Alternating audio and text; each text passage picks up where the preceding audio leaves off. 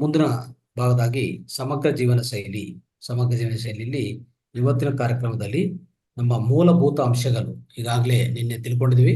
ನಮ್ಮ ದೇಹ ಆರೋಗ್ಯಕ್ಕೆ, ಸರಿಯಾದ ಆರೋಗ್ಯಕ್ಕೆ ಮೂಲಭೂತ ಅಂಶಗಳು ಏನು ಅಂತ 4 ಅಂಶಗಳಂತ ತಿಳ್ಕೊಂಡಿದ್ವಿ. ಏನೇನು ಅಂಶಗಳದು? ಮೊದಲನೇದು ಆಕ್ಸಿಜನ್ ಅಂದ್ರೆ ಆಮ್ಲಜನಕ. ಎರಡನೇದು ವಾಟರ್ ಲಿಮಿಟ್ ಅಂದ್ರೆ ನೀರಾಂಶ.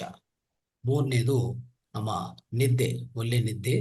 ನಾಲ್ಕನೇದು ಪೋಷಕಾಂಶಗಳು ಅಂದ್ರೆ ಆಹಾರ. ಈ 4 ಅಂಶಗಳಲ್ಲಿ ಮೊದಲನೇ ಅಂಶ ಆಗಿ ಇವತ್ತಿನ ಕಾರ್ಯಕ್ರಮದಲ್ಲಿ ಕೂಲಂಕುಷವಾಗಿ ಆಮ್ಲಜನಕ ಬಗ್ಗೆ ತಿಳ್ಕೊಳ್ಳೋಕೆ ಪ್ರಯತ್ನ ಮಾಡೋಣ ಸ್ನೇಹಿತರೆ. ಆಮ್ಲಜನಕ ಬಗ್ಗೆ ತಿಳ್ಕೊಂಡು ಪ್ರಯತ್ನ ಮಾಡೋಣ. ಈ ಆಮ್ಲಜನಕ ಅನ್ನೋದು ಯಾಕೆ ಪ್ರಾಮುಖ್ಯವಾಗಿದೆ? ನಮ್ಮ ದೇಹ ಆರೋಗ್ಯಕ್ಕೆ ಅಂದ್ರೆ ಸರಿಯಾದ ಆರೋಗ್ಯಕ್ಕೆ, ಪ್ರಾಪರ್ ಹೆಲ್ತ್ ಅಂದ್ರೆ ಸರಿಯಾದ ಆರೋಗ್ಯಕ್ಕೆ ನಮ್ಮ ಆಮ್ಲಜನಕ ಅನ್ನೋದು ಒಂದು ಮೂಲಭೂತ ಅಂಶ. 4 ಮೂಲಭೂತ ಅಂಶದಲ್ಲಿ ಮೊದಲನೇದು, ಅಷ್ಟು ಹೆಚ್ಚು ಪ್ರಾಮುಖ್ಯತೆ ಇರುವಂತಹ ಅಂಶ ಈ ಆಕ್ಸಿಜನ್ ಅಂದ್ರೆ ಆಮ್ಲಜನಕ. ಆದ್ರೆ ಸ್ನೇಹಿತರೆ, ಈ ಆಮ್ಲಜನಕ ಅನ್ನೋದು ಯಾವ ತರ ನಾವು ಚೆನ್ನಾಗಿ ಪಡೆಯೋಕ್ಕಾಗತ್ತೆ ಅಂದ್ರೆ, ಯಾಕೆ ಈ ನಮ್ಮ ದೇಹದಲ್ಲಿ ಆಮ್ಲಜನಕ ಕೊರತ ಅನ್ನೋದು ಯಾಕೆ ಬರ್ತಾ ಇದೆ? ಇದೆಲ್ಲ ನಾವು ಕೂಲಂಕುಷವಾಗಿ ಅರ್ಥ ಮಾಡ್ಕೋಬೇಕು. ಮೊದಲನೇದು ನಾವು ಏನ್ ಅರ್ಥ ಮಾಡ್ಕೋಬೇಕಂದ್ರೆ ಸ್ನೇಹಿತರೆ, ನಮ್ಮ ಜೀವನದಲ್ಲಿ ಆಹಾರವಿಲ್ಲದೆ ಅಂದ್ರೆ ಒಂದು 8 ರಿಂದ 10 ದಿವಸ ನಾವು ಬದುಕಬಹುದು ಅಲ್ವಾ? ನೀರಿಲ್ಲ ಅಂದ್ರೆ 3 ರಿಂದ 4 ದಿವಸನೂ ಬದುಕಬಹುದು. ಮತ್ತೆ ಆಕ್ಸಿಜನ್ ಇಲ್ಲ ಅಂದ್ರೆ ಆಮ್ಲಜನಕ ಈ ದೇಹ ನಾವು ಕೊಡ್ತಾ ಇಲ್ಲ ಅಂದ್ರೆ ನಮ್ಮ ದೇಹದಲ್ಲಿ ಆಮ್ಲಜನಕ ಪೂರ್ತಿ ಕೊರತೆ ಆಗಿದ್ರೆ ಏನಾಗ್ತದೆ? 3 ರಿಂದ 4 ನಿಮಿಷಕ್ಕಿಂತ ಹೆಚ್ಚಾಗಿ ನಾವು ಬದುಕಾಗಲ್ಲ ಅಲ್ವಾ? ನಮ್ಮ ಪ್ರಾಣ ಅನ್ನೋದು ಉಳಿಸ್ಕೊಳ್ಳೋಕ್ಕಾಗಲ್ಲ. 3 ರಿಂದ 4 ನಿಮಿಷ ಮಾತ್ರ ಅಷ್ಟೇ. ಆವಾಗ ನೀವು ಅರ್ಥ ಮಾಡ್ಕೋಬೇಕು ಯಾವುದು ಹೆಚ್ಚು ಪ್ರಾಮುಖ್ಯತೆ ಇದೆ ಅಂತ. ಆಹಾರವ, ನೀರ ಮತ್ತೆ ಆಮ್ಲಜನಕಕ್ಕೆ ಅತಿ ಹೆಚ್ಚು ಪ್ರಾಮುಖ್ಯತೆ ಇದೆ. ನಮ್ಮ ದೇಹಕ್ಕೆ ಬೇಕಾಗಿರೋದು ಅತಿ ಹೆಚ್ಚು ಅವಶ್ಯಕತೆ ಇರುವಂಥದ್ದು ಈ ಆಕ್ಸಿಜನ್. ಅದು ಅರ್ಥ ಮಾಡ್ಕೊಳ್ಳಿ. ಮತ್ತೆ ಈ ಆಕ್ಸಿಜನ್ ಅಷ್ಟು ಪ್ರಾಮುಖ್ಯತೆ ಇರುವಂತ ಈ ಆಕ್ಸಿಜನ್ ನಾವು ಸರಿಯಾಗಿ ಕೊಡ್ತಾ ಇದ್ವಾ ಅಂತಂದ್ರೆ, ನಿಜವಾಗಿ ನಮ್ಮ ದೇಹ ಒಳಗಡೆ ಈ ಆಕ್ಸಿಜನ್ ಕೊರತೆ ಅನ್ನೋದು ಜಾಸ್ತಿ ಆಗುವಂಥದ್ದು ಅಂದ್ರೆ ಹೆಚ್ಚಾಗಿ ಆಗ್ತಾ ಇರುವಾಗ ಖಂಡಿತವಾಗಿ ನಮ್ಗೇನಾಗತ್ತೆ? ನಮ್ಮ ಶ್ವಾಸಕೋಶಗಳು ಸ್ನೇಹಿತರೆ, ಈ ಆಕ್ಸಿಜನ್ ಯಾವಾಗಲೂ ಅಂದ್ರೆ ನಾವು ಉಸಿರಾಟದಿಂದ ತಗೋತೀವಿ ಅಲ್ವಾ? ನಮ್ಮ ಉಸಿರಾಟದಿಂದ ಆಕ್ಸಿಜನ್ ನಾವು ದೇಹಕ್ಕೆ ಸರಬರಾಜು ಮಾಡ್ತೀವಿ. ಅದು ಖಂಡಿತವಾಗಿ ಆಗ್ತಾ ಇರ್ತದೆ.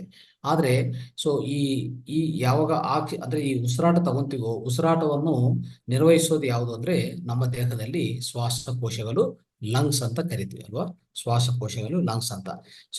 ಅದಕ್ಕೆ ಇಷ್ಟು ಪ್ರಾಮುಖ್ಯತೆ ಇರುವಂತ ಈ ಆಕ್ಸಿಜನ್ ಯಾವ ತರ ನಾವು ಹೆಚ್ಚಾಗಿ ಪಡೆಯಬೇಕಾಗತ್ತೆ, ಏನೇನು ಅದಕ್ಕೂ ಇರುವಂತ ಅಂಶಗಳೇನಿದೆ, ಅದಕ್ಕೆ ಬೇಕಾಗಿರುವಂತ ಅವಶ್ಯಕತೆಗಳೇನಿದೆ, ಎಲ್ಲಾ ರಿಕ್ವೈರ್ಮೆಂಟ್ಸ್ ಪ್ರತಿಯೊಂದನ್ನು ಕೂಲಂಕುಷವಾಗಿ ಇವತ್ತಿನ ಕಾರ್ಯಕ್ರಮದಲ್ಲಿ ನಾವು ತಿಳ್ಕೊಳ್ಳೋಕೆ ಪ್ರಯತ್ನ ಮಾಡೋಣ.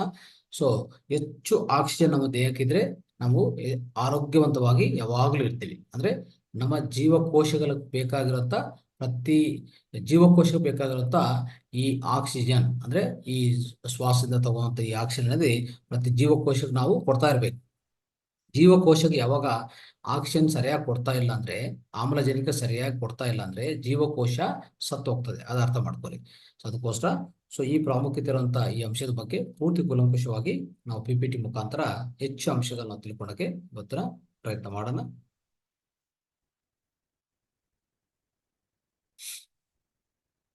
ರೈಟ್ ನೋಡಿ ಸ್ನೇಹಿತರೆ, ಈ ಸರಿಯಾಗಿ ಉಸಿರಾಡೋದು ಎಷ್ಟು ಉತ್ತಮ ಫಿಟ್ನೆಸ್ ಕೊಡುತ್ತೆ, ಸ್ನಾಯುವಿನ ಶಕ್ತಿ ಮತ್ತೆ ತ್ರಾಣ ಮತ್ತು ಅಥ್ಲೆಟಿಕ್ ಸಹಿಷ್ಣುತ ಪ್ರಮುಖವಾಗಿದೆ. ಅಂದ್ರೆ ಒಂದು ಅಥ್ಲೆಟಿಕ್ ಪರ್ಫಾರ್ಮೆನ್ಸ್ ತರ ಮತ್ತೆ ಒಳ್ಳೆ ಫಿಟ್ನೆಸ್, ಒಳ್ಳೆ ಸ್ನಾಯು ಶಕ್ತಿ ಎಲ್ಲಾನು ಸರಿಯಾದ ಉಸಿರಾಟ ಮಾಡಿದ್ರೆ ಖಂಡಿತವಾಗಿ ನಮ್ಗೆ ಸಿಗತ್ತೆ. ಆದ್ರೆ ಯಾಕೆ ಸರಿಯಾದ ಉಸಿರಾಟ ಮಾಡ್ತಾ ಇಲ್ಲ ನಾವು ಅಂದ್ರೆ ಸ್ನೇಹಿತರೆ, ನಾವೆಲ್ಲ ಮಾಡೋದು ಒಂಥರ ಮೇಲೆ ಉಸಿರಾಟ ಅಂದ್ರೆ ಸರಿಯಾದ ಉಸಿರಾಟ ಅಲ್ಲ. ಅಂದ್ರೆ ಆಳವಾದ ಉಸಿರಾಟ ಅನ್ನೋದು, ಆಳವಾದ ಶ್ವಾಸ ಅನ್ನೋದು ಯಾವಾಗ್ಲೂ ನಮ್ಮ ದೇಹಕ್ಕೆ ಪ್ರಾಮುಖ್ಯವಾಗಿ ಬೇಕಾಗಿರುವಂತ ಉಸಿರಾಟ. ಅದು ಅರ್ಥ ಮಾಡ್ಕೋಬೇಕು.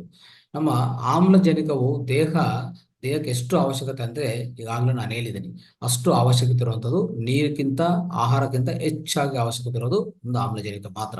ಸ್ನೇಹಿತರೆ, ಇದು ಅರ್ಥ ಮಾಡ್ಕೊಳ್ಳಿ. ಈಗ ಈ ಆಮ್ಲಜನಕ ಅನ್ನೋದು ಎಷ್ಟು ಪ್ರಾಮುಖ್ಯತೆ ಇದೆ ಅಂದ್ರೆ, ಈಗ ನಮ್ಮ ನೋಡಿ, ಯಾವುದೇ ನಾವು ಒಂದು ನೀರು ತಗೊಳ್ಳಿ, ನೀರಾಂಶದಲ್ಲಿ ಏನಿರ್ತದೆ? ಹೈಡ್ರೋಜನ್ ಆಮ್ಲಜನಕ ಅಂದ್ರೆ ಹೈಡ್ರೋಜನ್ ಆಕ್ಸಿಜನ್, ಈ ಎರಡು ಸೇರಿದ ಏನು ವ್ಯವಸ್ಥೆ ಆಗತ್ತೆ? ನೀರು ಅನ್ನೋದು ಉತ್ಪನ್ನ ಆಗತ್ತೆ. ನೀರು ಉತ್ಪನ್ನ ಆಗಕ್ಕೆ ಯಾವ್ದು ಕಾರಣ? ಹೈಡ್ರೋಜನ್ ಆಕ್ಸಿಜನ್ ಅಲ್ವಾ? ಅದೇ ತರ ಒಂದು ಕಾರ್ಬೋಹೈಡ್ರೇಟ್ಸ್ ತಗೊಳ್ಳಿ. ಕಾರ್ಬೋಹೈಡ್ರೇಟ್ಸ್ ಅಂದ್ರೆ ಏನು? ನಾವು ತಿನ್ನೋ ಆಹಾರ ಪದಾರ್ಥದಲ್ಲಿ ಎಲ್ಲಾನು ಕಾರ್ಬೋಹೈಡ್ರೇಟ್ಸ್. ಅಂದ್ರೆ ಈಗ ಯಾವುದೇ ಭತ್ತ ತಗೊಳ್ಳಿ, ಇಲ್ಲ ಸಿರಿಧಾನ್ಯ ತಗೊಳ್ಳಿ, ಯಾವುದೇ ತಗೊಳ್ಳಿ, ಅದರೆಲ್ಲರ ಹೊರಗಡೆ ಈ ಪಿಂಡಿ ಪದಾರ್ಥ ಎಲ್ಲ ಕಾರ್ಬೋಹೈಡ್ರೇಟ್ಸ್ ಅಂತ ಇರುತ್ತೆ. ಈ ಕಾರ್ಬೋಹೈಡ್ರೇಟ್ಸ್ ಅಲ್ಲಿ ಏನಿರುತ್ತೆ ಅಂದ್ರೆ ಖಂಡಿತವಾಗಿ ಹೈಡ್ರೋಜನ್ ಇರುತ್ತೆ, ಆಕ್ಸಿಜನ್ ಇರುತ್ತೆ, ಆ ಜೊತೆಗೆ ಕಾರ್ಬನ್ ಡೈಆಕ್ಸೈಡ್ ಇರುತ್ತೆ, CO2 ಇರುತ್ತೆ. ಈ ಎಲ್ಲ ಅಂದ್ರೆ ಕಾರ್ಬನ್ ಮತ್ತೆ ಹೈಡ್ರೋಜನ್ ಮತ್ತೆ ಆಮ್ಲಜನಕ ಈ ಮೂರು ಸೇರಿದ್ರೆ ಕಾರ್ಬೋಹೈಡ್ರೇಟ್ಸ್ ಫಾರ್ಮ್ ಆಗುತ್ತೆ. ಕಾರ್ಬೋಹೈಡ್ರೇಟ್ಸ್ ಅನ್ನೋದು ಉತ್ಪನ್ನ ಆಗುತ್ತೆ. ಅದು ನಮ್ಮ ಆಹಾರ ಆಗಿರ್ತದೆ, ಪ್ರಧಾನ ಆಹಾರ ಆಗಿರ್ತದೆ ಅಲ್ವಾ?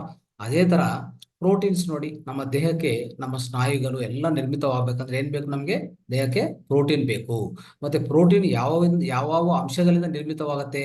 ಅದನ್ನು ನೋಡಿ, ಆಮ್ಲಜನಕ, ಹೈಡ್ರೋಜನ್, ಕಾರ್ಬನ್ ಮತ್ತು ನೈಟ್ರೋಜನ್, ಈ ನಾಲ್ಕದಿಂದ ಏರ್ಪಾಡಾಗೋದು ಇದು ಪ್ರೋಟೀನ್ ಅಂತ ಅಲ್ವಾ? ನೋಡಿ, ಈಗ ನೀರಾಂಶ ಮತ್ತೆ ಕಾರ್ಬೋಹೈಡ್ರೇಟ್ಸ್. ನೀರಾಂಶ ತುಂಬಾ ಪ್ರಾಮುಖ್ಯವಾಗಿರುತ್ತೆ ನಮ್ಮ ದೇಹಕ್ಕೆ ಅಲ್ವಾ? ಈಗಾಗಲೇ ಹೇಳ್ಕೊಂಡಿದ್ವಿ. ಹೈಡ್ರೇಷನ್ ಅಂದ್ರೆ ನಮ್ಮ ದೇಹಕ್ಕೆ ಸರಿಯಾದ ನೀರು ಕೊಟ್ಟಿಲ್ಲ ಅಂದ್ರೆ ಬೇರೆ ಬೇರೆ ಅಡ್ಡ ಪರಿಣಾಮಗಳು ಶುರು ಆಗುತ್ತೆ. ಅದೆಲ್ಲ ನಾವು ನಾಳೆ ಕ್ಲಾಸಲ್ಲಿ ಖಂಡಿತವಾಗಿ ಕೂಲಂಕುಷವಾಗಿ ತಿಳ್ಕೊಳಕ್ಕೆ ಪ್ರಯತ್ನ ಮಾಡೋಣ. ಇವತ್ತಿನ ಕಾರ್ಯಕ್ರಮದಲ್ಲಿ ನೋಡಿ, ಈ ಆಕ್ಸಿಜನ್ ಬಗ್ಗೆ ಎಷ್ಟು ಪ್ರಾಮುಖ್ಯತೆ ಅಂತ, ಇದು ಎರಡನೇ ಅಂಶ ಇರ್ತದೆ ನಿಮ್ಗೆ. ಮೊದಲನೇ ಅಂಶ ಅಂದ್ರೆ ನಮ್ಗೆ ಸರಿಯಾದ ಆಕ್ಸಿಜನ್, ಆಮ್ಲಜನಕ ಇಲ್ಲ ಅಂದ್ರೆ ನಾವು ಬದುಕಕ್ಕಾಗಲ್ಲ, 3 ನಿಮಿಷದಿಂದ ಹೆಚ್ಚಾಗಿ ಬದುಕಾಗಲ್ಲ, ಅದು ಅರ್ಥ ಮಾಡ್ಕೊಳ್ಳಿ. ಭೋಪಾಲ್ ಗ್ಯಾಸ್ ದುರಂತ ಆಯ್ತಲ್ಲ, ಭೋಪಾಲ್ ಗ್ಯಾಸ್ ದುರಂತದಲ್ಲಿ ಏನಾಯ್ತು? ಎಷ್ಟೋ ಜನ ಸಾವು ಅನುಭವಿಸಿದ್ದಾರೆ. ಯಾಕಂದ್ರೆ ಅಲ್ಲಿ ಅವ್ರಿಗೆ ಆಕ್ಸಿಜನ್ ಕೊರತಾಗಿದೆ. ಆಕ್ಸಿಜನ್ ಬದಲಾಗಿ ಏನಾಗಿದೆ? ಬೇರೆ ಬೇರೆ ವಿಷವಾಯುಗಳೆಲ್ಲ ಅವರು ಶ್ವಾಸ ತಗೋಬೇಕಾಗಿದೆ. ಅವಾಗ ಎಷ್ಟೋ ಜನ ಸಾವು ಅನುಭವಿಸಿದ್ದಾರೆ. ಅದಕ್ಕೋಸ್ಕರ ನಾವು ಆಕ್ಸಿಜನ್ ಅನ್ನೋದು ತುಂಬಾ ಪ್ರಾಮುಖ್ಯವಾಗಿ ನಮ್ಮ ದೇಹಕ್ಕೆ ಕೊಡ್ತಾ ಇರಬೇಕು. ಪ್ರತಿ ಜೀವಕೋಶಕ್ಕೂ ಸರಿಯಾದ ಆಕ್ಸಿಜನ್ ಅನ್ನೋದು ಸಪ್ಲೈ ಮಾಡ್ತಾನೆ ಇರ್ಬೇಕಾಗತ್ತೆ ಅಲ್ವಾ? ಅದು ಮೊದಲನೇದು. ಎರಡನೇದು ನಾವೇನ್ ತಿಳ್ಕೊಂಡಿದ್ವಿ? ನಮ್ಮ ನೀರು ಉತ್ಪನ್ನ ಆಗ್ಬೇಕಂದ್ರೆ ಆ ನೀರು ಒಳಗಡೆ ಏನಿದೆ? ಹೈಡ್ರೋಜನ್ ಇದೆ, ಆಕ್ಸಿಜನ್ ಇದೆ. ಮತ್ತೆ ಕಾರ್ಬೋಹೈಡ್ರೇಟ್ಸ್ ಅಂದ್ರೆ ನಮ್ಮ ಆಹಾರ ಪದಾರ್ಥ ಯಾವುದೇ ತಯಾರಾಗಬೇಕಂದ್ರೆ ಏನ್ ಬೇಕು? ಅದ್ರ ಒಳಗಡೆ ಆಕ್ಸಿಜನ್ ಇದೆ. ಮತ್ತೆ ಯಾವುದೇ ಪ್ರೋಟೀನ್ಸ್, ನಮ್ಮ ದೇಹಕ್ಕೆ ಬೇಕಾಗಿರುವಂತ ಪ್ರೋಟೀನ್ಸ್ ಅನ್ನೋದಿದೆಯಲ್ಲ, ಆ ಪ್ರೋಟೀನ್ಸ್ ತಯಾರಾಗಬೇಕಂದ್ರೆ ಏನ್ ಬೇಕು? ಅಲ್ಲಿ ಆಕ್ಸಿಜನ್ ಇದೆ. ಇಷ್ಟು ಅರ್ಥ ಮಾಡ್ಕೋಬೇಕು ನಾವು ಅಲ್ವಾ? ಈ ಆಕ್ಸಿಜನ್ ಏನಾಗ್ತದೆ? ಯಾವಾಗ ನಾವು ಶ್ವಾಸಕೋಶದಿಂದ ಆಕ್ಸಿಜನ್ ತಗೊಂತೀವೋ, ಕೋಶದಿಂದ ಶ್ವಾಸ ತಗೊಂತೀವೋ, ಶ್ವಾಸದಿಂದ ಆಕ್ಸಿಜನ್ ಬರುತ್ತೋ, ಆಕ್ಸಿಜನ್ ನಮ್ಮ ಲಂಗ್ಸ್ ಹೋಗಿ ಅಂದ್ರೆ ಶ್ವಾಸಕೋಶಕ್ಕೆ ಹೋಗಿ ಅಲ್ಲಿಂದ ನಮ್ಮ ಈ ರಕ್ತ ಒಳಗಡೆ ಸಂಗ್ರಹಿಸ್ಕೊತದೆ.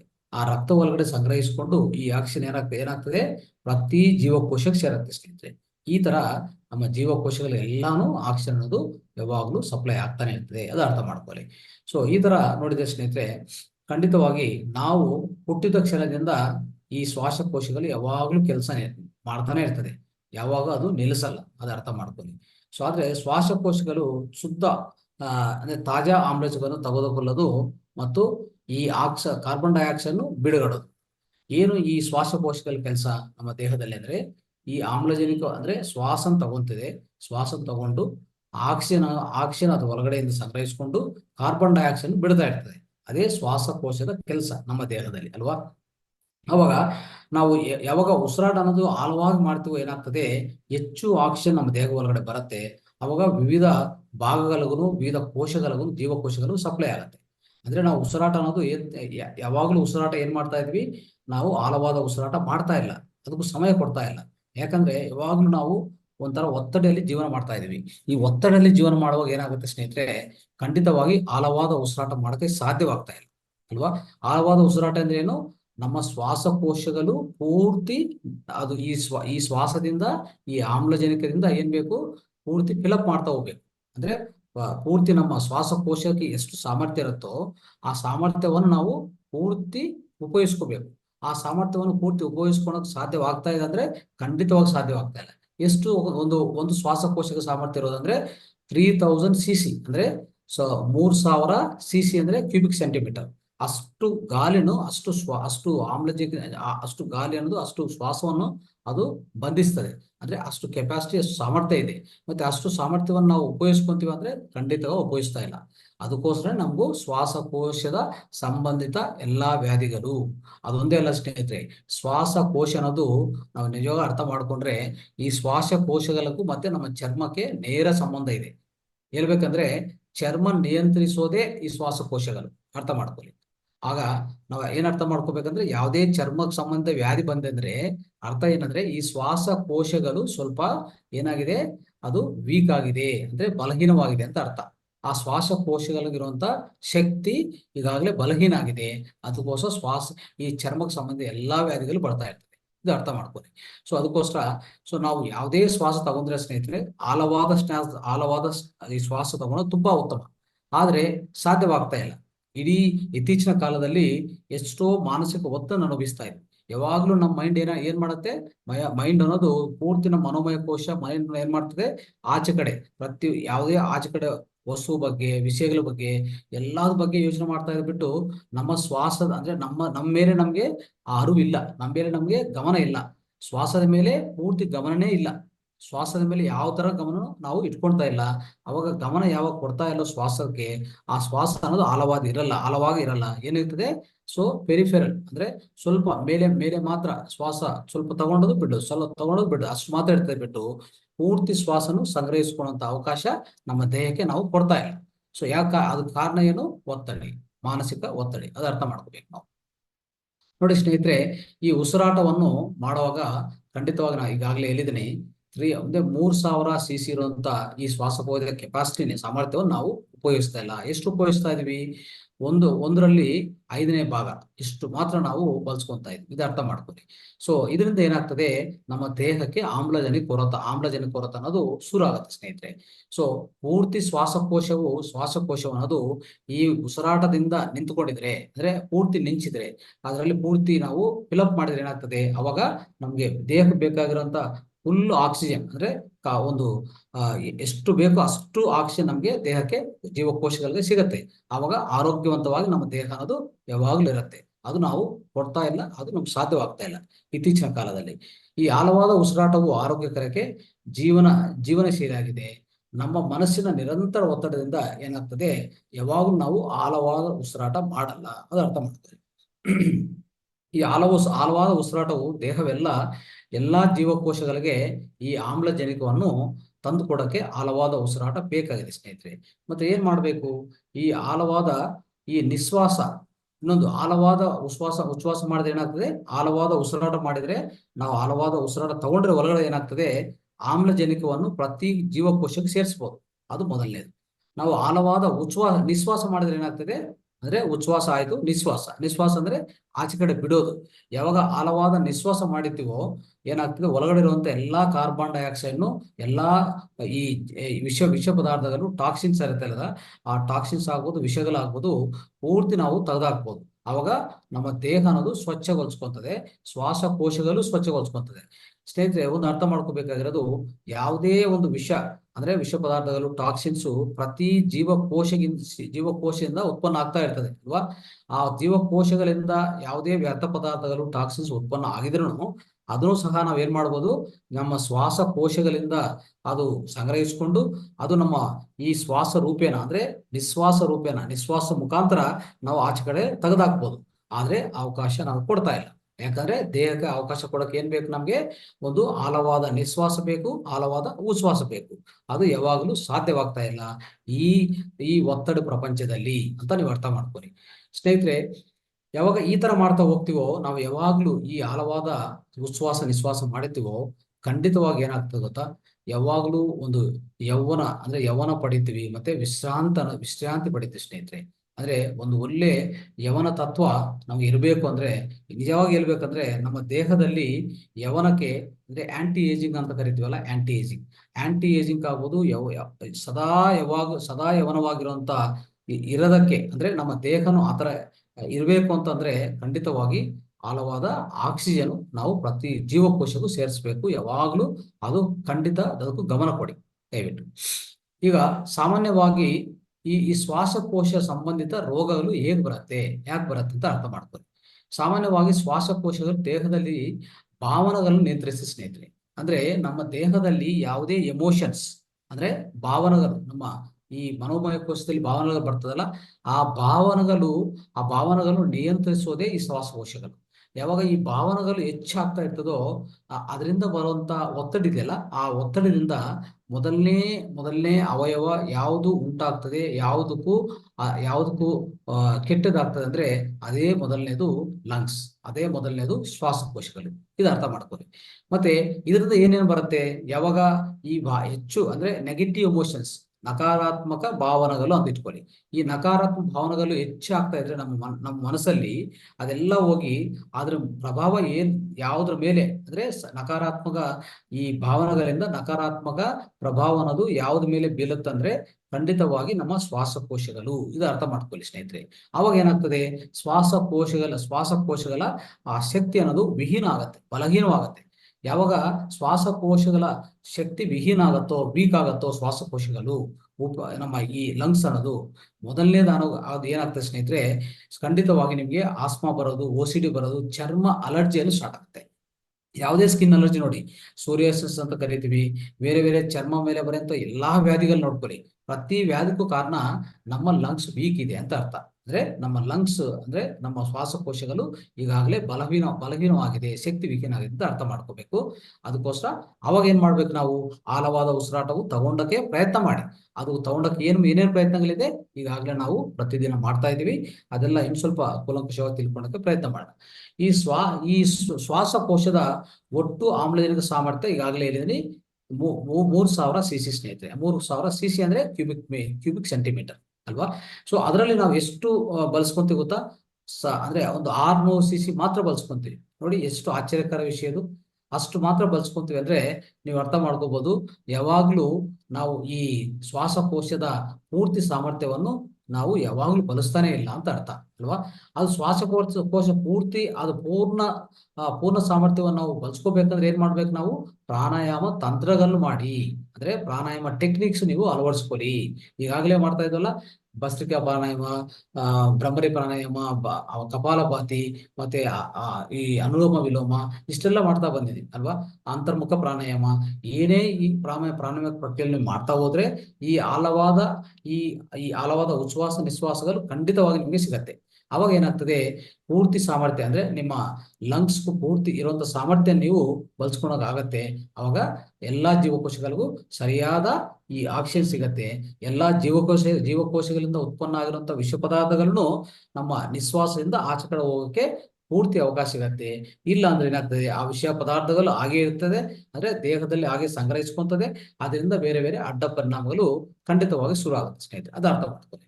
ನಮ್ಮ ದೇಹದಲ್ಲಿ ಪ್ರಮುಖವಾಗಿ ವಯಸ್ಸಾದ ವಿರೋಧಿ ವಸ್ತು ಎಂದಂದ್ರೆ ಆಮ್ಲಜನಕ ಸ್ನೇಹಿತರೆ. ಅಂದ್ರೆ ನಮ್ಮ ದೇಹದಲ್ಲಿ ಹೆಚ್ಚಾಗಿ ಆಮ್ಲಜನಕ ನಿಜವಾಗಿ ನಾವು ಸಂಗ್ರಹಿಸ್ಕೊಂತೀವಿ.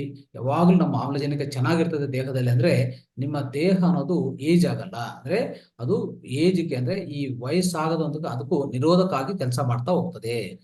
ಅದಕ್ಕೇನ್ ಬೇಕು, ಹೆಚ್ಚು ಆಮ್ಲಜನಕ ನಿಮ್ಮ ದೇಹಕ್ಕೆ ಬೇಕಾಗತ್ತೆ. ಅದು ನಾವು ಅರ್ಥ ಮಾಡ್ಕೋಬೇಕು. ನಮ್ಮ ದೇಹದಲ್ಲಿ ಆಮ್ಲಜನಕದ ಪ್ರಮಾಣವು ಕನಿಷ್ಠ 60-70% ಖಂಡಿತವಾಗಿ ಯಾವಾಗ್ಲೂ ಇರ್ಬೇಕು ನಮ್ಗೆ. ಅಂದ್ರೆ ಅರ್ಥ ಏನಂದ್ರೆ, ನಾವು 3000 cc ಅಂತ ಅನ್ಕೊಂಡಿದ್ವಿ ಅಲ್ವಾ, ಅದರಲ್ಲಿ 60-70% ಯಾವಾಗ್ಲೂ ನಮ್ಮ ದೇಹದಲ್ಲಿ ಇರಬೇಕು, ಸಂಗ್ರಹಿಸ್ಕೋಬೇಕು. ಅಷ್ಟು ಆಮ್ಲಜನಕ ಇರಲೇಬೇಕು ನಮ್ಗೆ ಅಲ್ವಾ. ಆದ್ರೆ ಸಾಧ್ಯವಿಲ್ಲ. ಯಾಕಂದ್ರೆ ಆಚೆ ಕಡೆ ನಾವು ಎಲ್ಲೆಲ್ಲಿ ಸಿಟಿಯಲ್ಲಿ ನಿವಾಸ ಮಾಡ್ತೀವಿ, ಮತ್ತೆ ಅಲ್ಲಿಗಲ್ಲೂ ಈಗಾಗಲೇ ಸ್ವಲ್ಪ ಮಾಲಿನ್ಯವಾಗಿದೆ. ಯಾವುದು ನಮ್ಮ ಏರ್ ಅನ್ನೋದು ಅಂದ್ರೆ ಗಾಳಿ ಅನ್ನೋದು ಮಾಲಿನ್ಯವಾಗಿದೆ. ಮತ್ತೆ ಅರ್ಬನ್ ಸಿಟೀಸ್ ಅಲ್ಲಿ ನೋಡಿದ್ರೆ, ಯಾವುದೇ ದೊಡ್ಡ ಸಿಟೀಸ್ ತಗೊಳ್ಳಿ, ಪೂರ್ತಿ ಗಾಳಿ ಅನ್ನೋದು ಮಾಲಿನ್ಯವಾಗಿ ಅದ್ರ ಒಳಗಡೆ ಹೆಚ್ಚು ಮಾಲಿನ್ಯ ಅನ್ನೋದು ಈಗಾಗಲೇ ಸೇರ್ಕೊಂಡಿದೆ, ವಿಷವಾಯುಗಳು ಸೇರ್ಕೊಂಡಿದೆ. ಅದರಿಂದ ಏನಾಗ್ತದೆ ಸ್ನೇಹಿತರೆ, ಖಂಡಿತವಾಗಿ ನಮ್ಮ ದೇಹಕ್ಕೆ ಸಿಗುವಂತಹದ್ದು ಒಳ್ಳೆ ಆಕ್ಸಿಜನ್ ಸಿಗಲ್ಲ. ಒಳ್ಳೆ ಆಕ್ಸಿಜನ್ ನಮ್ಮ ಶ್ವಾಸದಿಂದ ನಮ್ಮ ಒಳಗಡೆ ಬರಲ್ಲ. ಮತ್ತೆ ಏನಾಗ್ತದೆ, ಅವಾಗ ಆಕ್ಸಿಜನ್ ಕೊರತೆ ಶುರು ಆಗ್ತದೆ ಸ್ನೇಹಿತರೆ. ಅದಕ್ಕೆ ನಾವು ಹೇಳ್ತಾ ಇದ್ವಿ, ಖಂಡಿತವಾಗಿ ಈ ದೇಹದಲ್ಲಿ 60-70% ಆಮ್ಲಜನಕ ನಾವು ಸಂಗ್ರಹಿಸಿಕೊಂಡಿದ್ರೆ, ಸರಿಯಾದ ರೀತಿಯಲ್ಲಿ ನಾವು ಸಂಗ್ರಹಿಸಿಕೊಂಡಿದ್ರೆ ಯಾವುದೇ ರೋಗಗಳು ನಿಮ್ಮ ದೇಹಕ್ಕೆ ಬರಲ್ಲ. ಪ್ರತಿ ರೋಗ, ಯಾವುದೇ ರೋಗ ಇರಲಿ, ಯಾವುದೇ ರೋಗ ಬರಲ್ಲ. ಆದ್ರೆ ಇದಕ್ಕಿಂತ ಕಡಿಮೆ ಹೋದ್ರೆ ಖಂಡಿತವಾಗಿ ರೋಗಗಳು ಶುರು ಆಗುತ್ತೆ ಸ್ನೇಹಿತರೆ. ಅದೇ ನಾವು ಹೇಳ್ತೀವಿ, ನಮ್ಮ ಶ್ವಾಸಕೋಶ ಸಂಬಂಧಿತ ರೋಗಗಳು ಶುರು ಆಗಿದೆ ಅಂತ ಅರ್ಥ ಏನು? ನಮ್ಮ ದೇಹ ಒಳಗಡೆ ಈ ಆಕ್ಸಿಜನ್ ಕೊರತೆ ಶುರು ಆಗಿದೆ. ಆಕ್ಸಿಜನ್ ಕೊರತೆ ಎಷ್ಟಿದೆ? 60-70% ಕೆಳಗಡೆ ಇದೆ, ಮೇಲೆ ಇಲ್ಲ ಅಂತ ಅರ್ಥ ಮಾಡ್ಬೇಕು ಸ್ನೇಹಿತರೆ. ಇದು ಪ್ರಮುಖವಾಗಿ ನಾವು ಅರ್ಥ ಮಾಡ್ಕೋಬೇಕಾಗಿರೋದು. ಮತ್ತೆ ಚರ್ಮ ನಿಮ್ಮ 3ನೇ ಶ್ವಾಸಕೋಶವಾಗಿದೆ. ಇದು ಅರ್ಥ ಏನು ಸ್ನೇಹಿತರೆ? ಅರ್ಥ ಮಾಡ್ಕೊಳ್ಳಿ. ನಮ್ಮ ಚರ್ಮ ಏನಿದೆಯೋ, ಈ ಚರ್ಮ ಅನ್ನೋದು ದೇಹದಲ್ಲಿ 3ನೇ ಶ್ವಾಸಕೋಶವಾಗಿ ಕಾರ್ಯನಿರ್ವಹಿಸ್ತಾ ಇರ್ತದೆ. ಈ ಉಸಿರಾಟ ಪ್ರಕ್ರಿಯೆಯಲ್ಲಿ ಅದನ್ನು ಸಹ ಏನ್ ಮಾಡ್ತದೆ? ಪಾಲ್ಗೊಳ್ತದೆ. ಸೊ ಅದನ್ನು ಒಳಗೊಂಡಿರ್ತದೆ. ಅದು ಅರ್ಥ ಮಾಡ್ಕೊಳ್ಳಿ. ಯಾಕೆ, ಯಾವ ತರ ಹೇಳ್ಬೇಕು ಅಂದ್ರೆ, ನಮ್ಮ ಚರ್ಮದ ಮೇಲೆ ಏನಿರ್ತದೆ? ನಮ್ಗೆ ರಂಧ್ರಗಳಿರ್ತದೆ ಅಲ್ವಾ? ರಂಧ್ರಗಳು. ಸೊ ಎಷ್ಟೋ ರಂಧ್ರಗಳು ಚರ್ಮದ ಮೇಲೆ ಇರುತ್ತೆ. ಆ ಚರ್ಮದ ಮೇಲೆ ಇರುವಂತ ರಂಧ್ರಗಳು ಏನ್ ಮಾಡುತ್ತೆ ಗೊತ್ತಾ? ನಮ್ಮ ಈ ಚಳಿಗಾಲಿ ಅಂದ್ರೆ ಒಂಥರ ಪೂರ್ತಿ ಆಚ ಕಡೆ ಚಲಿದೆ ಅಂತ ಇಟ್ಕೊಳ್ಳಿ. ಅದೇ ಅದು ಆ ಸಮಯ ಅನ್ನೋದು ಬಿಸಿಲು ಕಾಲ ಅಲ್ಲ, ಚಳಿಗಾಲ ಅಲ್ವಾ? ಅವಾಗ ಏನ್ ಮಾಡ್ತದೆ? ನಮ್ಮ ದೇಹ ಒಳಗಡೆ ಇರುವಂತ ಉಷ್ಣತನು ಅದು ಆಚೆ ಕಡೆ ಕಳ್ಸಲ್ಲ. ಯಾವುದು ನಿಯಂತ್ರಣ ಮಾಡ್ತದೆ ನೋಡಿ? ನಮ್ಮ ಚರ್ಮ ಮೇಲೆ ಇರುವಂತ ರಂಧ್ರಗಳು ಏನಾಗ್ತದೆ? ಅದು ಮುಚ್ಕೊಂಡು ಒಳಗಡೆ ಇರುವಂತ ಈ ಒಳಗಡೆ ಇರುವಂತ ಆ ಉಷ್ಣನು ಆಚೆ ಕಡೆ ಕಳ್ಸಲ್ಲ. ಅವಾಗ ನಿಮ್ಮ ದೇಹ ಉಷ್ಣತನು ಕಾಪಾಡತ್ತೆ. ಈ ತರ ನೋಡ್ಕೊಳ್ಳಿ. ಇದು ತರ ಈ ಅಂದ್ರೆ ನಾವು ಈ ಶ್ವಾಸಕೋಶಗಳು ಏನ್ ಕೆಲಸ ಮಾಡತ್ತೋ ಅದೇ ತರ ಚರ್ಮದನು ಈ ಕೆಲಸ ಮಾಡ್ತಾ ಹೋಗ್ತದೆ ಅಲ್ವಾ? ಅದ ಅರ್ಥ ಮಾಡ್ಕೊಳ್ಳಿ. ಆದ್ರೆ ಆಚೆ ಕಡೆ ಜಾಸ್ತಿ ಅಂದ್ರೆ ಆಚೆ ಕಡೆ ಜಾಸ್ತಿ ಬಿಸಿಲಿದ್ರೆ ಏನಾಗ್ತದೆ? ಜಾಸ್ತಿ ಬಿಸಿಲಿದ್ರೆ ಖಂಡಿತವಾಗಿ ಒಳಗಡೆ ಇರುವಂತ ಉಷ್ಣನು ಆಚೆ ಕಡೆ ಕಳಿಸ್ತಾ ಇರ್ತದೆ. ಅವಾಗ ಚರ್ಮ ರಂಧ್ರಗಳು ಎಲ್ಲ ಓಪನ್ ಆಗಿ ಒಳಗಡೆ ಇರುವಂತ ಉಷ್ಣತನು ಆಚೆ ಕಡೆ ಕಳಿಸ್ತಾ ಇರ್ತದೆ. ಅವಾಗ ಏನಾಗ್ತದೆ? ನಮ್ಮ ಶರೀರವನ್ನು ತಂಪಾಗಿ ಇಟ್ಕೊಳ್ತದೆ. ಅವಾಗ ಸ್ವಲ್ಪ ನಮ್ಗೆ ಆರಾಮಾಗಿ ಕಂಫರ್ಟ್ ಆಗಿ ನಾವು ಜೀವನ ಮಾಡ್ಬೋದು. ಸೊ ಇಂಥ ಪ್ರಕ್ರಿಯೆ ಯಾವ್ದು ಮಾಡತ್ತೆ ಅಂದ್ರೆ ನಿಮ್ಮ ಚರ್ಮ ರಂಧ್ರಗಳೇ ಮಾಡೋದು. ಅವಾಗ ಚರ್ಮ ರಂಧ್ರಗಳು ಯಾವ ತರ ಕೆಲಸ ಮಾಡ್ತದೆ? ಅವಾಗ ಒಂದು ಶ್ವಾಸಕೋಶ ತರ ಕೆಲಸ ಮಾಡ್ತದೆ ಸ್ನೇಹಿತರೆ. ಅಷ್ಟು ಪ್ರಾಮುಖ್ಯದವಾಗ ಇದು ನಾವು ಅರ್ಥ ಮಾಡ್ಕೋಬೇಕು. ಯಾವಾಗ ಈ ಶ್ವಾಸಕೋಶಗಳು ದೌರ್ಬಲ್ಯವಾಗತ್ತೋ ಅಂದ್ರೆ ವಿಹೀನವಾಗತ್ತೋ ಆವಾಗ ನಿಮ್ಗೆ ಏನಾಗುತ್ತೆ ಗೊತ್ತಾ? ಖಂಡಿತವಾಗಿ ನಿಮ್ಗೆ ಶುರು ಆಗೋದು ಚರ್ಮ ಅಲರ್ಜಿಗಳು ಶುರು ಆಗತ್ತೆ. ಒಣ ಚರ್ಮ ಅಂದ್ರೆ ಡ್ರೈ ಸ್ಕಿನ್ ಆಗತ್ತೆ. ತೇವ ಚರ್ಮ ಅಂದ್ರೆ ಡ್ಯಾಂಪ್ ಸ್ಕಿನ್ ಅಂತ ಕರಿತೀವಿ, ಅದು ಶುರು ಆಗತ್ತೆ. ಮತ್ತೆ ಎಸ್ತಿಮಾವನ್ನು ಅಂದ್ರೆ ಎಸ್ಜಿಮಾ ಅಂತ ಒಂದು ವ್ಯಾಧಿ ಇದೆ, ಅದು ಚರ್ಮ ವ್ಯಾಧಿ, ಅದನ್ನು ಉಂಟಾಗತ್ತೆ ಸ್ನೇಹಿತರೆ. ಸೊ ಇದೆಲ್ಲ ಆಗೋದಕ್ಕೆ ಕಾರಣ ಏನು ಅಂದ್ರೆ ನಮ್ಮ ಶ್ವಾಸಕೋಶಗಳು ಅದಕ್ಕಿರುವಂತ ಶಕ್ತಿ ಇಲ್ಲ ದೌರ್ಬಲ್ಯ ಅನುಭವಿಸ್ತಾ ಇದೆ, ಅಂದ್ರೆ ಶಕ್ತಿ ವಿಹೀನ ಆಗಿದೆ ಅಂತ ಅರ್ಥ. ಯಾವಾಗ ಶಕ್ತಿ ವಿಹೀನ ಆಗತ್ತೋ ಖಂಡಿತವಾಗಿ ಈ ಚರ್ಮ ವ್ಯಾಧಿಗಳು ಶುರು ಆಗ್ಬಿಡ್ತದೆ. ಮತ್ತೆ ಇದೆಲ್ಲ ನಾವು ಅರ್ಥ ಮಾಡ್ಕೊಂಡ್ರೆ ಚರ್ಮ ರೋಗಗಳಿಗೂ ಪರಿಷ್ಕಾರ ಏನು? ನಮ್ಮ ಶ್ವಾಸಕೋಶಗಳ ಶಕ್ತಿ ಸಾಮರ್ಥ್ಯ ಚೆನ್ನಾಗಿ ಇಟ್ಕೋಬೇಕು ಅಂತ ಅರ್ಥ ಅಲ್ವಾ? ರೈಟ್. ಮತ್ತೆ ಶ್ವಾಸಕೋಶಕ್ಕೆ ಸಂಬಂಧಿಸಿದ ಕಾಯಿಲೆಗಳನ್ನು ನಿಯಂತ್ರಿಸೋದು ಉತ್ತಮ ಮಾರ್ಗ ಏನಪ್ಪಾ ಅಂದ್ರೆ ಆಳವಾದ ಉಸಿರಾಟ ಮಾಡೋದು.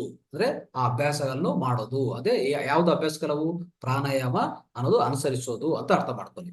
ಮತ್ತೆ ಆಳವಾದ ಉಸಿರಾಟವು ದೇಹದಲ್ಲಿ ಏನಾಗ್ತದೆ? ನಮ್ಮ ದೇಹದಲ್ಲಿ ಚಯಾಪಚಯ ಕ್ರಿಯೆಗಳು ಅಂದ್ರೆ ಮೆಟಾಬಾಲಿಕ್ ಆಕ್ಷನ್ಸ್ ಏನ್ ಮಾಡುತ್ತದೆ?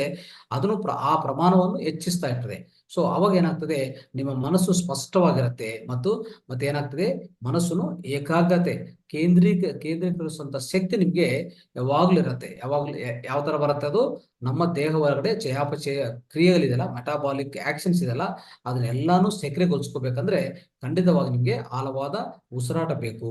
ಆಳವಾದ ಉಸಿರಾಟದಿಂದ ಆಳವಾದ ಆಮ್ಲಜನಕ ನಾವು ಸಂಗ್ರಹಿಸ್ಕೊಂತೀವಿ. ಅವಾಗ ಇಷ್ಟೆಲ್ಲ ಅದ್ಭುತ ಫಲಿತಗಳು ನಾವು ನೋಡ್ಬೋದು.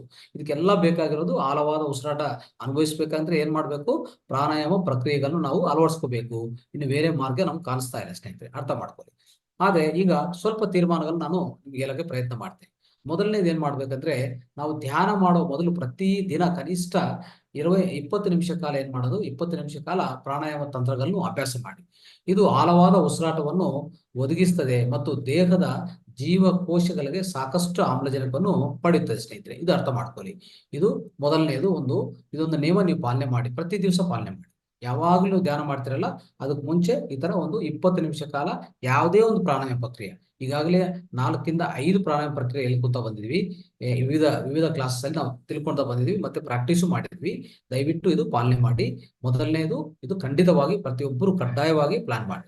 ಖಂಡಿತವಾಗಿ ಇದು ಪಾಲನೆ ಮಾಡಿ ಸ್ನೇಹಿತರೆ. ಆಮೇಲೆ ಹೆಚ್ಚಿನ ಆಮ್ಲಜನಕವನ್ನು ಪಡೆಯಲು ಉದ್ಯಾನ ಉದ್ಯಾನವನಗಳು ಮತ್ತು ಅರಣ್ಯಗಳ ಸಮೀಪದಲ್ಲಿ ನೀವು ವಿರಾಮ ಸಮಯವನ್ನು ಅಲ್ಲಿ ಕಲಿಯಬೇಕಾಗತ್ತೆ. ಅಂದ್ರೆ ವಿರಾಮ ಸಮಯ, ಯಾವುದೇ ಸಮಯ ಸಿಕ್ಕಿದ್ರೆ ಗಾರ್ಡನ್ಗೆ ಹೋಗಿ, ಪಾರ್ಕ್ಸ್ ಹೋಗಿ, ಇಲ್ಲಾಂದ್ರೆ ಒಳ್ಳೆ ಫಾರೆಸ್ಟ್ ಅಂದ್ರೆ ನಿಮ್ಮ ಹತ್ರ ಏನಾದರೂ ಸ್ವಲ್ಪ ಒಳ್ಳೆ ಫಾರೆಸ್ಟ್ ಅಂದ್ರೆ ಕಾಡುಗಳು ಮತ್ತೆ ಅರಣ್ಯಗಳಿದ್ರೆ ದಯವಿಟ್ಟು ಅಲ್ಲಿ ಜಾಸ್ತಿ ಸಮಯ ಸ್ವಲ್ಪ ನೀವು ಅಲ್ಲಿ ವಿರಾಮವಾಗಿ ಕೂತ್ಕೋಬಹುದು, ಧ್ಯಾನ ಮಾಡ್ಕೋಬಹುದು. ಇಲ್ಲಾಂದ್ರೆ ಅಲ್ಲಿ ಸ್ವಲ್ಪ ನೀವು ಸ್ಪೆಂಡ್ ಮಾಡ್ಬೇಕಾಗತ್ತೆ ನೇಚರಲ್ಲಿ, ಅಂದ್ರೆ ಪ್ರಕೃತಿ ಜೊತೆಗೆ ನೀವು ಇರಬೇಕಾಗತ್ತೆ. ಸೊ ಎಷ್ಟು ಸಮಯ ಇದ್ರೆ ಅಷ್ಟು ಒಳ್ಳೇದು. ನಿಮ್ಮ ವಿರಾಮ ಯಾವಾಗ ಯಾವುದೇ ಹಾಲಿಡೇ ಸಿಕ್ಕಿದ್ರೆ ಈ ಸಿಟೀಸ್ ಅಲ್ಲಿ ಇಲ್ಲ ಅಲ್ಲಿ ಆಗ್ಬೋದು, ಅಲ್ಲಿರುವಂತ ಆಮ್ಲಜನಕ ಕಡಿಮೆ ಇರುತ್ತೆ. ಇಂಥ ಇಂಥ ಪ್ರದೇಶಕ್ಕೆಲ್ಲ ಹೋದ್ರೆ ಏನಾಗ್ತದೆ, ಹೆಚ್ಚು ಆಮ್ಲಜನಕ ನಿಮ್ಮ ದೇಹಕ್ಕೆ ಸಿಗತ್ತೆ ಸ್ನೇಹಿತರೆ, ಅದು ಅರ್ಥ ಮಾಡ್ಕೊಳ್ಳಿ. ಗಾಳಿಯಲ್ಲಿ ಹೆಚ್ಚು ಆಮ್ಲಜನಕ ಇಲ್ಲದಿರುವೆ ಏನ್ ಮಾಡ್ಬೋದು, ಬಿಡವಿಲ್ಲದೆ ನಗರ ಪ್ರದೇಶಗಳಿಂದ ದೂರ ಹೋಗ್ಬೇಕಾಗತ್ತೆ. ಅಂದ್ರೆ ನಮ್ಮ ಈ ನಗರ ಪ್ರದೇಶದಲ್ಲಿ ಏನಾಗಿದೆ ಈಗಾಗಲೇ ಅಂದ್ರೆ ಕಡಿಮೆ ಪ್ರಮಾಣದಲ್ಲಿ ಆಮ್ಲಜನಕ ಸಿಗತ್ತೆ. ಅದಕ್ಕೋಸ್ಕರ ನಾವು ದೂರ ಹೋಗಿ ಇಂಥ ಪ್ರದೇಶದಲ್ಲಿ ಇಂಥ ಪ್ರದೇಶದಲ್ಲಿ ನಮ್ಮ ಯಾವುದೇ ವಿರಾಮ ಸಮಯ ಅಲ್ಲಿ ನಾವು ಸ್ಪೆಂಡ್ ಮಾಡಿದ್ರೆ ಖಂಡಿತವಾಗಿ ನಿಮಗೆ ಒಳ್ಳೆ ಆಕ್ಸಿಜನ್ ಅನ್ನೋದು ನಿಮ್ಮ ದೇಹಕ್ಕೆ ಸಿಗತ್ತೆ ಅಂತ ನಾನು ಹೇಳ್ತಾ ಇದ್ದೀನಿ. ಆಮೇಲೆ ನಮ್ಮ ಮನೆಯಲ್ಲಿ ಹೇರಳವಾದ ಆಮ್ಲಜನಕ ಅಂದ್ರೆ ಹೆಚ್ಚು ಪ್ರಮಾಣದಲ್ಲಿ ಆಮ್ಲಜನಕವನ್ನು ಪಡೆಯಬೇಕಂದ್ರೆ ಅಗ್ನಿಹೋತ್ರ ಅನ್ನೋದು ನಿಜವಾಗಿ ಪ್ರತಿದಿನ ಅಭ್ಯಾಸ ಮಾಡಬೇಕು ಸ್ನೇಹಿತರೆ. ಅಗ್ನಿಹೋತ್ರ ಈಗಾಗಲೇ ನಮ್ಮ ಹಳೆ ಮಾಸ್ಟರ್ಸ್ ಅಂದ್ರೆ ಇಂದಿನ ಸೆಷನ್ ಅಲ್ಲಿ ಯಾರು ಭಾಗವಹಿಸಿದ್ರೆ ಅವ್ರಿಗೆಲ್ಲ ಗೊತ್ತು ಈ ಅಗ್ನಿಹೋತ್ರ ಹೇಗ್ ಮಾಡ್ಬೇಕು, ಅದರಿಂದ ಏನೇನು ಪ್ರಯೋಜನಗಳಂತ ಈಗಾಗಲೇ ತಿಳ್ಕೊಂಡಿದ್ವಿ. ಅದಕ್ಕೋಸ್ಕರ ನಾನು ಏನ್ ಹೇಳ್ತಾ ಇದ್ದೀನಿ ಅಂದ್ರೆ ಆಮ್ಲಜನಕವನ್ನು ಹೆಚ್ಚಾಗಿ ನಮ್ಮ ಮನೆಯಲ್ಲೇ ಹೊಂದಬೇಕು, ನಮ್ಮ ಮನೆಯಲ್ಲೇ ನಾವು ಲಭ್ಯಪಡಿಸ್ಕೋಬೇಕಂದ್ರೆ ಖಂಡಿತವಾಗಿ ನೀವು ಏನ್ ಮಾಡ್ಬೇಕು, ಈ ಅಗ್ನಿಹೋತ್ರವನ್ನು ಪಾಲನೆ ಮಾಡಿ. ಈ ಅಗ್ನಿಹೋತ್ರವನ್ನು ಪ್ರತಿದಿನ ನಾವು ಅಭ್ಯಾಸ ಮಾಡ್ಕೊಂಡ್ರೆ ಆಮ್ಲಜನಕ ನಿಮ್ಮ ಮನೆಯಲ್ಲೇ ಅತಿ ಹೆಚ್ಚಾಗಿ ಸಿಗತ್ತೆ. ನೀವು ಎಲ್ಲಿ ಹೋಗೋದು ಬೇಕಾಗಿಲ್ಲ. ಸೊ ಎಷ್ಟೋ ದೂರನೂ ಅಂದ್ರೆ ಸಮಯ ಇದ್ರೆ ಖಂಡಿತವಾಗಿ ಫಾರೆಸ್ಟ್, ಉದ್ಯಾನವನಗಳು ಇದು ತುಂಬಾ ಒಳ್ಳೆಯದು. ಅಲ್ಲಿನೂ ಸಹಜವಾದ ಆಮ್ಲಜನಕ ಹೆಚ್ಚು ಪರಿಣಾಮದಲ್ಲಿ ನಿಮ್ಗೆ ಸಿಗತ್ತೆ. ನಿಮ್ಮ ದೇಹಕ್ಕೆ ಪ್ರತಿ ಜೀವಕೋಶಕ್ಕೆ ಅದು ಸೇರತ್ತೆ. ಅವಾಗ ಹೆಚ್ಚು ಫಲಿತಗಳು ಈಗಾಗಲೇ ತಿಳ್ಕೊಂಡಿದ್ವಿ, ಅಷ್ಟು ಫಲಿತಗಳು ನಮ್ಗೆ ಖಂಡಿತವಾಗಿ ಸಿಗತ್ತೆ. ಯಾವುದೇ ಚರ್ಮ ವ್ಯಾಧಿ ನಿಮ್ಗೆ ಬರೋದಿಲ್ಲ ಸ್ನೇಹಿತರೆ. ಚರ್ಮ ವ್ಯಾಧಿಗಳು ಬರೋದೇ ಈ ಆಮ್ಲಜನಕ ಕೊರತದಿಂದ. ನಿಮ್ಮ ದೇಹದಲ್ಲಿ ರಕ್ತ ಒಳಗಡೆ ಆಮ್ಲಜನಕ ಕೊರತ ಆಗಿ ನಿಮ್ಮ ಜೀವಕೋಶಗಳಿಗೂ ಆಮ್ಲಜನಕ ಕೊರತ ಹೆಚ್ಚಾಗಿ ಹೋಗ್ತಾ ಖಂಡಿತವಾಗಿ ನಿಮ್ಮ ಪ್ರತಿ ಚರ್ಮ ವ್ಯಾಧಿಗಳು ಶುರು ಆಗುತ್ತೆ ಸ್ನೇಹಿತರೆ. ಇದು ಅರ್ಥ ಮಾಡ್ಕೋಬೇಕು ಅಲ್ವಾ. ಸೊ ಯಾವಾಗಲೂ ತಾಜಾ ಮತ್ತು ಹಸಿರು ಆಹಾರವನ್ನು ಸೇವಿಸಿ ಸ್ನೇಹಿತರೆ. ನಾಲ್ಕನೇದು ಕೊನೆಯದಾಗಿ ನಾನು ಏನ್ ಹೇಳಕ್ ಇಷ್ಟಪಡ್ತೀನಿ ಅಂದ್ರೆ, ನಿಮ್ಗೆ ಹೆಚ್ಚು ಪ್ರಮಾಣದಲ್ಲಿ ಈ ಆಕ್ಸಿಜನ್ ಸಿಗಬೇಕು, ಮತ್ತೆ ಈ ಆಮ್ಲಜನಕ, ಈ ಪ್ರಾಣಶಕ್ತಿ ಅಂದ್ರೂ ಪ್ರಾಣಶಕ್ತಿನೂ ಸಹ ಈ ಆಮ್ಲಜನಕ ಭಾಗವಾಗಿರುತ್ತದೆ. ಆಮ್ಲಜನಕ ಅನ್ನೋದು ಪ್ರಾಣಶಕ್ತಿಯಲ್ಲಿ ಒಂದು ಭಾಗ ಅಲ್ವಾ. ಅದಕ್ಕೋಸ್ಕರ ಯಾವುದೇ ನಾವು ಹಸರಿ ತರಕಾರಿಗಳು ಅಂದ್ರೆ ಗ್ರೀನ್ ವೆಜಿಟೇಬಲ್ಸ್, ಈ ಸೊಪ್ಪು ಇದೆಲ್ಲ ಇಂಥದೆಲ್ಲ ತಿಂತಾ ಹೋದ್ರೆ, ಸೇವನೆ ಮಾಡ್ತಾ ಇದ್ರೆ, ಆ ಜೊತೆಗೆ ಪ್ರತಿಯೊಂದನು ಫ್ರೆಶ್ ಆಗಿರ್ಬೇಕು, ತಾಜಾಗಿರ್ಬೇಕು. ಯಾವುದೇ ಪದಾರ್ಥಗಳು ನಾವು ತಿಂತಾ ಇದ್ದೇವೆ ಅಂದ್ರೆ, ಸೇವನೆ ಮಾಡ್ತಾ ಇದ್ದೇವೆ ಅಂದ್ರೆ ಪ್ರತಿಯೊಂದು ತಾಜಾಗಿರ್ಬೇಕು, ಹಸಿರು ತರ ಇರ್ಬೇಕು. ಸೊ ಆ ತರ ಪದಾರ್ಥಗಳು ನಾವು ಸೇವನೆ ಮಾಡ್ತಾ ಹೋದ್ರೆ ನಮ್ಗೆ ಹೆಚ್ಚಾಗಿ ಈ ಪ್ರಾಣಶಕ್ತಿ ಮತ್ತೆ ಆಮ್ಲಜನಕ ಅನ್ನೋದು ನಮ್ಮ ದೇಹಕ್ಕೆ ಸಿಗತ್ತೆ. ಸೊ ಇಷ್ಟೆಲ್ಲ ಅಂಶಗಳು ಸ್ನೇಹಿತರೆ ಇವತ್ತಿನ ಕಾರ್ಯಕ್ರಮದಲ್ಲಿ ಮೂಲಭೂತ ಅಂಶ 1 ಅಂದ್ರೆ ಆಮ್ಲಜನಕದ ಬಗ್ಗೆ ಎಷ್ಟು ಮಾಹಿತಿ ತಿಳ್ಕೊಂಡಿದ್ವಿ. ದಯವಿಟ್ಟು ಪ್ರತಿಯೊಬ್ಬರು ಪಾಲನೆ ಮಾಡಿ. ಇದೆಲ್ಲ ನೀವು ಅಳವಡಿಸಿಕೊಂಡು ನಿಮ್ಮ ಆರೋಗ್ಯ ಜೀವನ ಅಂದ್ರೆ ಸರಿಯಾದ ಆರೋಗ್ಯನ ನೀವು ಹೊಂದಕ್ಕೆ ಒಳ್ಳೆ ಅವಕಾಶ ಸಿಗತ್ತೆ ಅಂತ ಹೇಳ್ತಾ ಇದ್ದೀನಿ ಸ್ನೇಹಿತರೆ.